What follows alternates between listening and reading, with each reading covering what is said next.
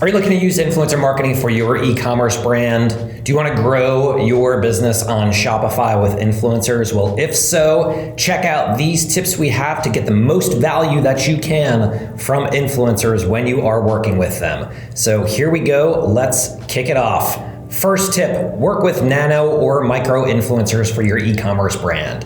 Nano and micro influencers are typically below 50 or 100K following on Instagram. Nano influencers are a little bit smaller, micro influencers are a little bit bigger. The reason why we recommend working with this size of influencers, because when you start working with influencers, 500K plus, million plus, can they be great at promoting your brand? Yes. Can they be great at creating awesome content? Yes. However, typically the ROI, the return on your investment, is going to be higher on a per influencer basis with smaller influencers versus larger influencers. You'll pay them less and you will likely get more value when working with this type of influencer. Also, another thing to consider is that nano and micro influencers, just as a function of their audience size, are going to be more niche. Their audience is going to be a little bit more focused and specific, which means that more of their following is likely going to be into the thing that you are selling. When you work with really large influencers, let's say if they have 10 million followers or 5 million followers, lots of their followers are not going to be about the product specific thing that you are selling. Maybe people are following them because they like the way they look, or they're posting lots of content about lots of different categories. So if you're working with somebody who has 25,000 followers, they likely have grown that account with a specific focus for one niche. And if you can match that influencer with the niche that your product is in and your brand is in, that's when you can get a really good marriage between the influencer and your brand and get really good results. Second way, the second tip to get the most bang for your buck from influencers is only work with influencers who love your brand. A good litmus test is if influencers would be willing to promote your brand and they'd be willing to purchase the product or accept the product in exchange for creating content without even accepting payment, that's amazing. Now, lots of influencers won't do that, but if you can get that type of excitement from an influencer where they say that they love the product, they would love to try it, they're super excited to receive it, and it seems authentic, that's the type of influencer you want to work with. If you can do that, everything else will be easier. That authenticity from an influencer will come across more with their following. Also, if an influencer is excited to promote your product and they think it's a really cool thing, in addition to them expressing that through the content, you'll likely be able to get better terms. They might not ask as much from you in terms of payment. They might give you more assets.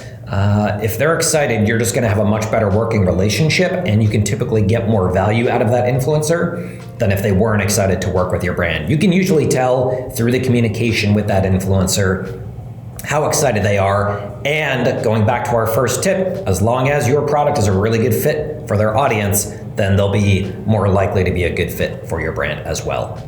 Third tip, make a win-win deal with influencers. Some influencers are very happy and really good at creating content, but they might not want to promote that on their profile grid on Instagram for the pricing that you're willing to pay. Maybe you can get a story out of that instead. Maybe you can have them create some additional content assets that won't go on their profile grid, but that you can amplify elsewhere.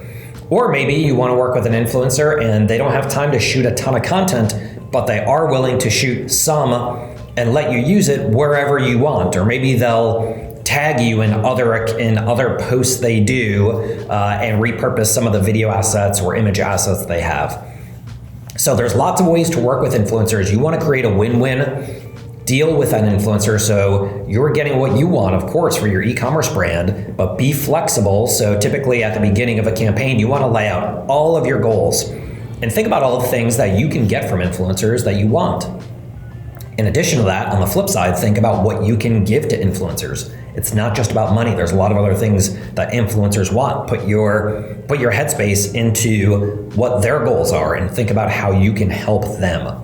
When you do that, you're going to have really good win results, and those are the types of relationships you can scale for the long term. Fourth tip, Let influencers be creative. You want to give some direction for the content, guidelines, and the type of assets you're looking for, but let influencers do what they do, and that's create awesome content. They wouldn't have an audience, they wouldn't be in this position with you wanting to reach out to them and partner with them if they didn't create really good content. So allow them enough flexibility to shine with their personality, but give them some guidance so that they understand what you're looking for, what your goals are, and as much guidance as you can give, but don't give them a word for word script where they have to read it exactly as it is, because they're gonna get turned off by it, and it's probably not gonna result in the best content for you. Number 5th tip, amplify the content with paid advertising. This is not really a secret anymore, but it works really well. One of the best types of value you can get from influencers is the content. You can leverage their content and turn it into a Facebook ad or an Instagram ad, or turn it into a product page video on your site to get more social proof. As long as you have rights to do that, and as long as you've already agreed to that with an influencer, you can get awesome content and you can then amplify it.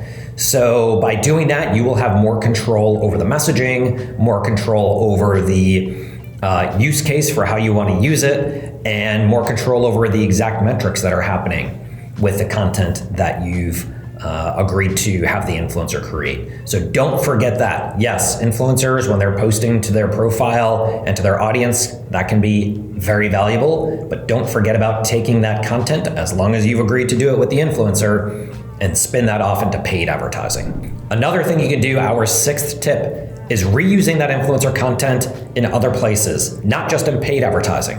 Can you use it through your email marketing flows? Can you use it, I mentioned, on your product pages? Can you use it on your homepage or collection pages, so that every time people are coming to your site, they are seeing social proof from other people who have used your products, and they're seeing what they're saying about it. There's lots of ways you can repurpose that content.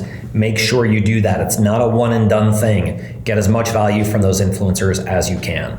7th tip is to turn influencers into brand ambassadors. So influencer marketing is like any other type of marketing. You want to test early on, try to work with lots of different influencers, and then over time you'll be able to start to track who the best influencers are for your brand. You'll want to track that quantitatively and qualitatively. Quantitatively, are you generating sales from their content?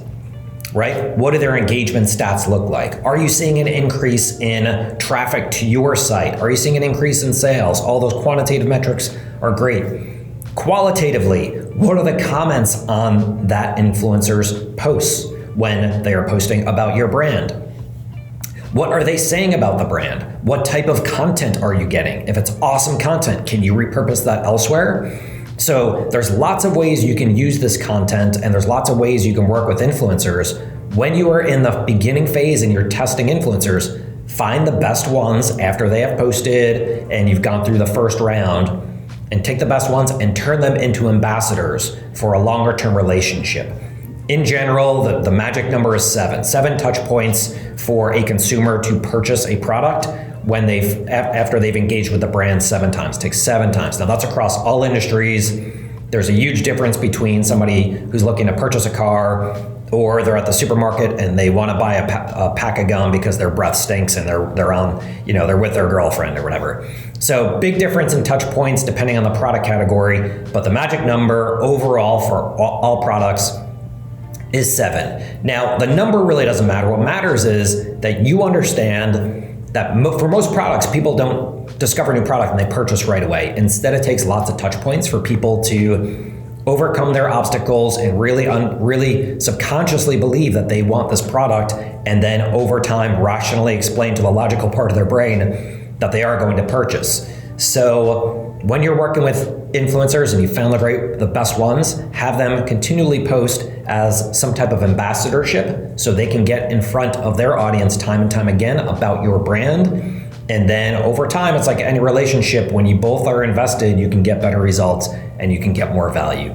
So there you have it, 7 ways to get as much value from influencers as possible. We hope you found this valuable. Influencer marketing can be incredibly accessible for an e-commerce brand. So make sure you're applying these tips for your brand today.